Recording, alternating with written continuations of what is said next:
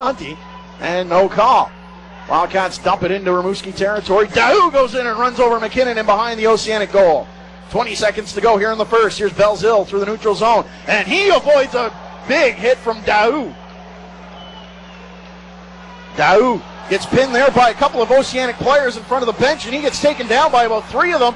Trask goes in. Patrick Downs also in there. Milan going to grab onto his man, and the Oceanic taking exception to Daou throwing his weight around, and Belzile was some lucky that he did not run into that big frame of Olivier Daou cutting through the middle of the ice, because that could have absolutely been disastrous there for Belzile. Yeah, for sure. And what's dangerous for the Wildcats is it looks like I'm trying to see the Wildcat player that's down. That's Daou. That's actually down. Yeah, Daou. He was actually going off, so the door was open. And he's lucky. Brandon Thibault actually noticed it coming, and he shut the door again. So he's the backup goaltender, and Daou is still trying to reach at the Oceanic player here that came in and took the hit from behind on Daou. Yeah, it's Lavoie that took exception, and actually he was the one that there's two of them, Lavoie and Millette, both, because Millette's already off and down into the dressing room here. Daou is off, and I think that might be the only one for the Wildcats here. I know that Patrick Down might be getting a roughing minor here as well, because he's dropped his mitts and has lost his lid.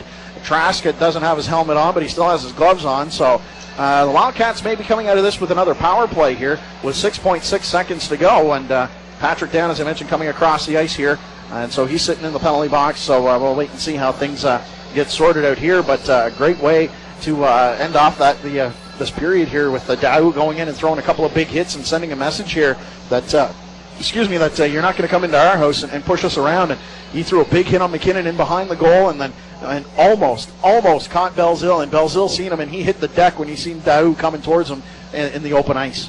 Well, there's definitely bad blood. It's funny, you play your divisional rivals 8 times, and sometimes the games are very dull, but these two teams, they play each other 3 times this year, twice in Rimouski and once here, and it's as if they've been long-time hated rivals. Well, you know what, though, Frank? This rivalry does go back. The Wildcats and the Oceanic both came into the Quebec Major Junior Hockey League at the same time. I mean, if you go back to even the first year here with the Alpines, the Oceanic and the Wildcats, they're the same age in this league right now. And so, it was just nice to see the rivalries, even back then, too, when you had the 2 conferences, you played your own conference 8 times, you played the other conference 4 times. Yeah. And, so you had those rivalries, even though you've seen teams 4 times, twice up there and twice down in there in Moncton. So, the Wildcats Oceanic have always had a great rivalry. I wish we'd see more Moncton, Quebec.